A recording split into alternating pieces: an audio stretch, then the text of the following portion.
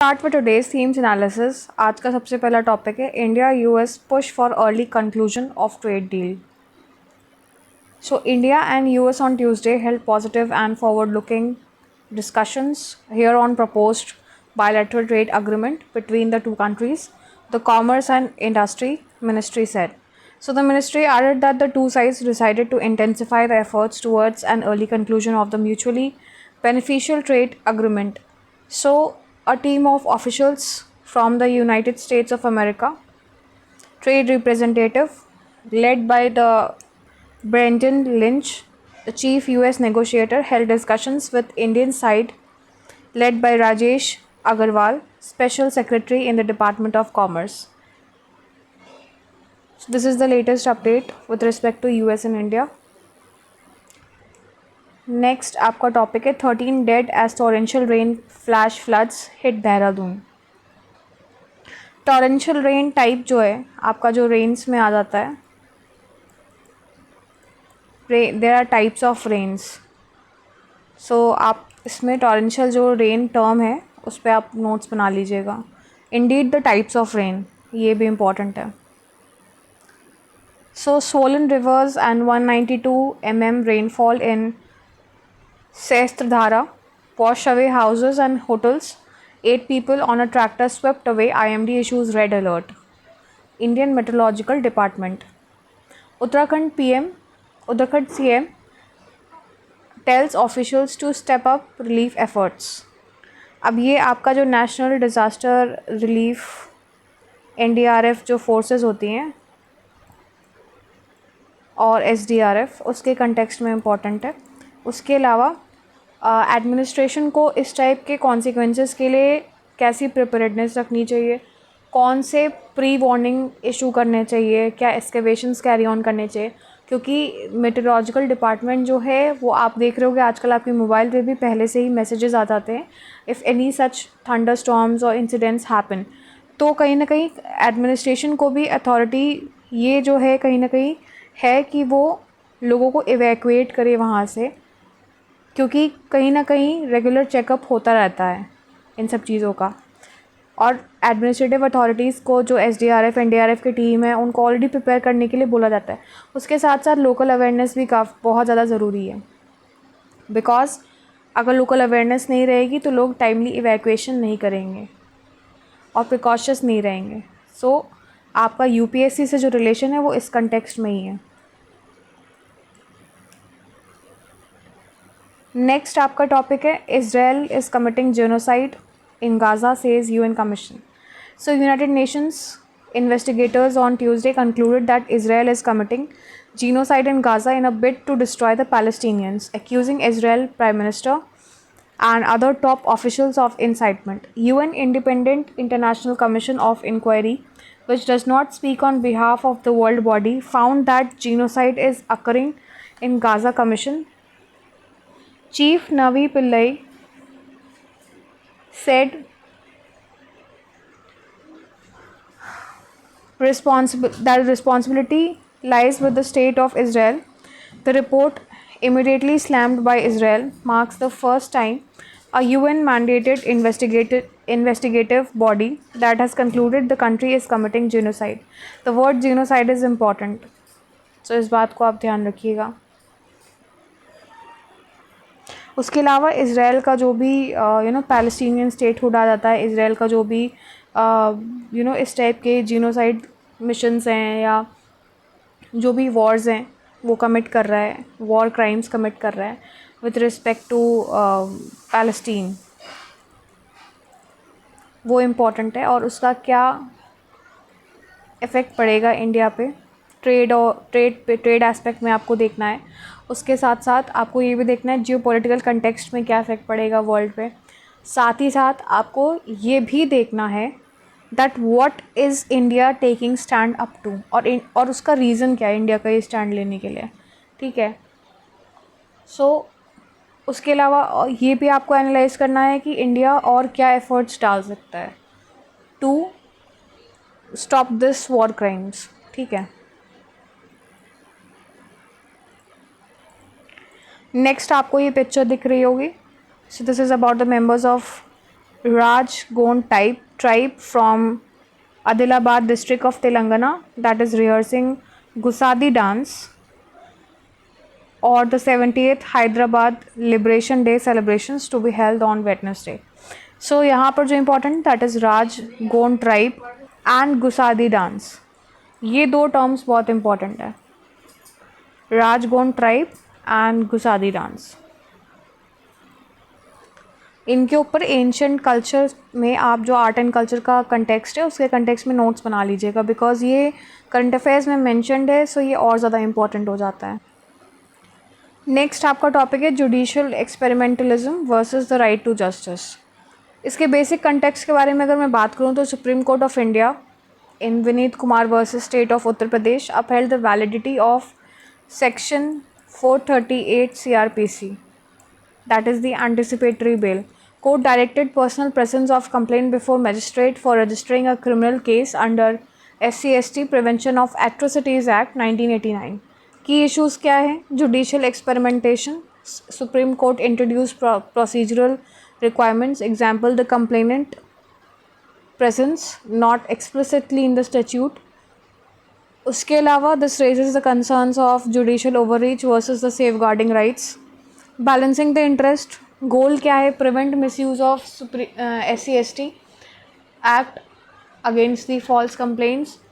और रिस्क क्या है? दिस में dilute the protection intention that is intended for vulnerable groups.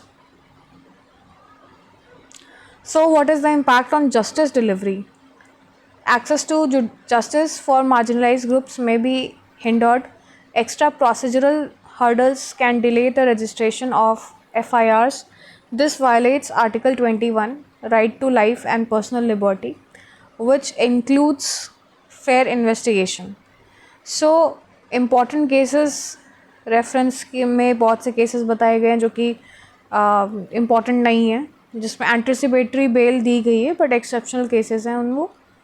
Then UPSC के रेलेवेंस में यहाँ आर्टिकल 14 इंपॉर्टेंट हो जाता है, that is equality before law. Article 21 आ जाता है, due process and speedy justice, ये इंपॉर्टेंट है. देन SC/ST एक्ट जो 1989 का है, that is also important. Now criticism of Supreme Court ruling introduces extra statutory conditions judicial law making. This में lead to delay in justice and under reporting. So risk normalize distrust in marginalized communities complaints. अगर मैं broader context में बात करूँ with respect to UPSC, तो आपका judicial activism आ जाता है, this is a key term. और इसके ऊपर एक पूरा chapter भी है आपका Indian polity में, M. लक्ष्मीकांत में chapter है. Then separation of powers, judiciary's role in interpreting versus creating the law, ये separation of powers की बात आ जाती है. Then social justice versus the individual rights, कहीं ना कहीं ये आपका सोशल एस्पेक्ट में आ जाता है. अब अगर हम UPSC पॉइंटर्स की बात करें तो GS पेपर 2 में आपका पॉलिटी में जो जुडिशरी है, सुप्रीम कोर्ट है, then rights of the vulnerable sections. अब उसमें जैसे जो आर्टिकल्स मैंने बताए थे आपको, उसमें कुछ एक्सेप्शंस भी होते हैं, ठीक है, वो एक्सेप्शंस भी आप पढ़ लीजिएगा. जहाँ पर रिजर्वेशन हो गया या कुछ बेनिफिट्स मिलते हैं, तो ये इस कंटेक्स्ट में काफ़ी इम्पॉर्टेंट है. जो SC/ST एक्ट है वो भी इम्पॉर्टेंट है, वो भी पढ़ लीजिएगा. नेक्स्ट टॉपिक है आपका GST 2.0 short term pain possible long term gain. अब कंटेक्स्ट की अगर हम बात करें तो article discusses about the India's GST reforms, goods and services tax, जो अभी रिसेंट में जो रिफॉर्म हुआ था उसके ऊपर है. its challenges in design, rate rationalization and implications for economic and federalism. Highlights the need for GST 2.0, a revamped structure balancing revenue compliance, equity and growth. Key issues in GST implementation. Complex rate structure था पहले, ये पहले की बात हो रही है कि पहले 0% का मल्टीपल स्लैब्स थे, जैसे 0% स्लैब हो गया, 5% का हो गया, 12% का हो गया, 18% का हो गया, 28% का हो गया, ठीक है. And then plus there was a cess also on this. So this leads to classification disputes and compliance burdens. Business demand क्या है?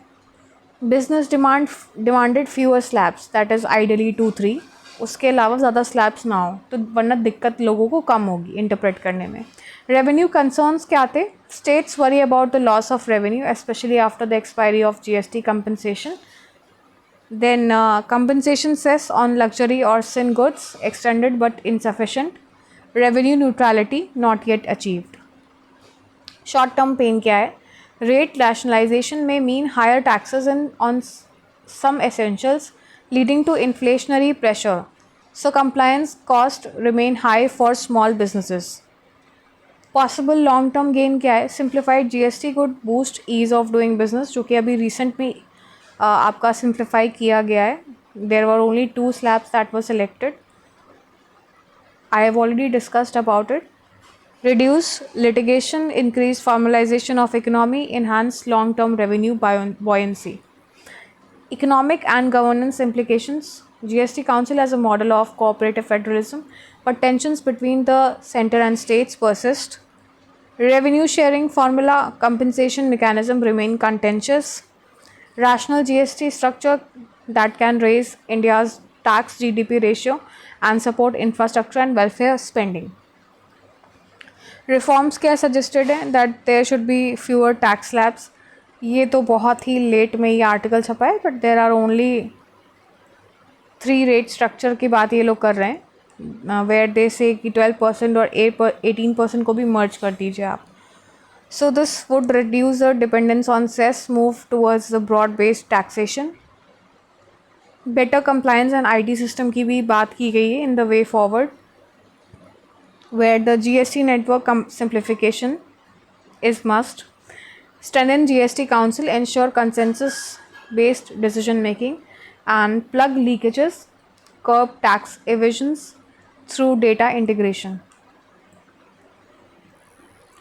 अब अगर मैं प्रॉबेबल क्वेश्चंस की बात करूं तो आपका सबसे पहला क्वेश्चन आ जाता है with respect to GST council, जो कि प्रीलिम बेस्ड है पूरी तरीके से.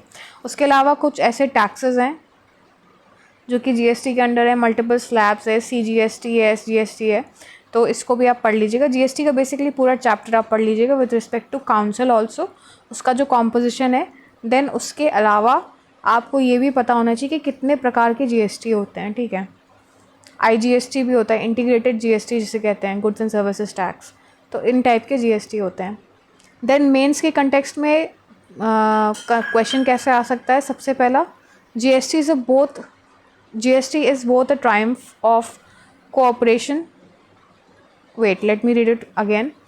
GST is both a triumph of cooperative federalism and a source of tension between the center and the states, discussed in the context of GST 2.0 reforms. दूसरा ऐसे आ सकता है, what are the challenges in rationalizing GST rates? How can GST 2.0 ensure both revenue buoyancy and equity? तीसरा ऐसे आ सकता है, examine the role of GST Council as an instrument of fiscal federalism. So इस तरीके के क्वेश्चंस आ सकते हैं. नेक्स्ट आपका टॉपिक है कॉन्स्टिट्यूशनल क्लैरिटी पे. Presidential reference proceedings boost the case against the delay by the governors. So basically article जो है this discusses about the supreme court hearings on the presidential reference 2025 clarifying the governor's powers. It emphasizes that governors cannot indefinitely withhold the assent to the bills, citing articles 200 and 201. So the judgment reinforces the constitutional limits, democratic governance and federal balance, curbing the misuse of gubernatorial discretion. Let me write down the spelling of the term.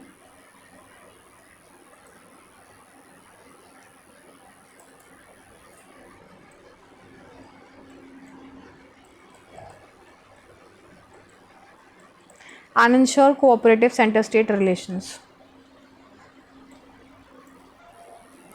Next आपका topic है brief respite. The full effects of 50% tariff will reflect in September's trade data. So India's August trade data shows mixed trends amid the US-India tariff tensions. Imports have rose to 6.7% year-over-year to $6.59 billion. Though gold, that is minus 57%, and silver, gold 57% and silver 60% fell sharply. ये negative में आ जाएगा. Exports to the US dropped subsequently after the Washington 25% tariff, while overall exports they fell to around $35.1 billion. Textile and engineering goods showed reliance, while the drugs and pharmaceuticals grew 6.9% year of year. So, however, sharp import declines in transport equipment. However, sharp import declines in the transport equipments, coal, iron, and steel suggest slowing activity or tariff effects. Despite strained ties, import from China rose 10.19%, reaffirming China's role as a key supplier, underscoring the gap between diplomatic tensions and economic interdependence. Next topic है आपका unseen labour exploitation, the hidden human cost of artificial intelligence. इसके basic context के बारे में अगर हम बात करें, so they are talking about AI systems जैसे एलएलएम्स हो गया. एलएलएम्स किस टाइप के, जैसे ChatGPT, Gemini etcetera. They appear automated but depend heavily on low paid human labour in the developing countries. So workers do data labeling, content moderation, audio or video tagging, ensuring accuracy of AI outputs. This raises concerns of labor exploitation, poor working conditions and mental health risk. Areas of human involvement in AI data labeling में है annotation of images, audio, video, text, etc. used to train the large language models, that is the LLMs, and self-driving cars. Content moderation में भी है screening harmful or illegal content like pornography, violence, hate speech, etc. Workers exposed to traumatic material, mental health issues. Error correction में भी है where correcting AI generated errors, example in the healthcare data, risk of mislabeling with serious consequences. So इनमें uses हैं human involvement, human का जो involvement है इन areas में है. की इश्यूज़ हाईलाइटेड क्या है? सबसे पहला तो एक्सप्लॉयटेशन एंड लो वेजेस हो रहे हैं. किन कंट्रीज़ में? स्पेसिफिकली ग्लोबल साउथ में. केनिया हो गया, फिलीपींस हो गया, इंडिया हो गया, इन सब में बहुत कम दिया जा रहा है. सो इनविजिबल लेबर है. AI marketed as automated but relies on unseen human labor. Exposure to disturbing content leads to PTSD, anxiety और डिप्रेशन. हेल्थ रिस्क भी होते हैं. जॉब इनसिक्योरिटी भी है. फ्रीलांस और temporary contracts, lack of unions, sudden dismissals etcetera. Ethical concerns, conditions likened to modern day slavery. Broader implications की अगर हम बात करें, so for governance, weak labour laws allows global companies to exploit the worker. This raises questions on labor rights in the digital economy. So for economy, AI efficiency built on cheap labor, cost externalized to vulnerable workers. Digital economy boom contracts with poor social security for workers. For ethics and society, exploitation versus the innovation dilemma, issues of equality, equity, justice and human dignity in AI driven economy. International response क्या है? Workers have petitioned against the poor conditions. Joe Biden US raised concerns about the exploitative AI labor practices. Growing global pressure for ethical AI supply chains. Way forward या recommendations क्या दी गई हैं? Global labour standards को set करना चाहिए international basis पे for the digital economy to enhance. There should be transparency in AI supply chain. Basically जो टेक कंपनीज हैं उनको डिस्क्लोज करना चाहिए ह्यूमन इन्वॉल्वमेंट्स को. Ensure decent wages, job security and mental health support. Stricter regulations like laws to govern AI companies, labor practices, etc. Ethical AI framework, balance innovation with justice and human rights. Relevance with UPSC आपका ये science and take में ज़्यादा आ जाता है, ठीक है. AI के ऊपर कंसेप्चुअल बेसिस पे ये जो LLMs हैं इन सब के बारे में आप रिसर्च कर लीजिएगा, ये की टर्म्स हैं. अब मेंस के बेसिस पे कैसे क्वेश्चंस आ सकते हैं? सबसे पहला ऐसे आ सकता है, behind the promise of artificial intelligence lies invisible labour, discuss with reference to labour rights and ethical governance. So this is a very important and a very good question also. आप इस पर ज़रूर नोट्स बनाइएगा. This is the last topic of the day. Portable ion chromatograph brings real world practice to the classrooms. Innovation के बारे में बात की जा रही है, where a portable ion chromatograph has been developed to bring real world analytical techniques into the classrooms and field work. ये करता क्या है? Ion chromatography is used to separate and analyze the ions in water, soil and environmental samples, helping to detect the pollutants, nutrients and contaminations. Educational value इसकी क्या है? Traditionally, IC is bulky and lab restricted, limiting the students' exposure. Portable versions की अगर हम बात करें, this enables hands-on learning in real environments, linking theory to practice. Applications की अगर हम बात करें, testing water quality in rivers, lakes and groundwater, monitoring soil and plant health in agriculture, supporting environmental sciences, chemistry and public health studies. Skill development की अगर हम बात करें, तो students gain exposures to real analytical techniques that is used in industry and research labs, improving the employability. What are the advantages of this? Real-time data collection in the field encourages interdisciplinary learning, bridges the gap between textbook concepts and real-world applications. So that's all for the day. Here I end my analysis. Thank you and have a nice day. I request you to like, subscribe and share my channel.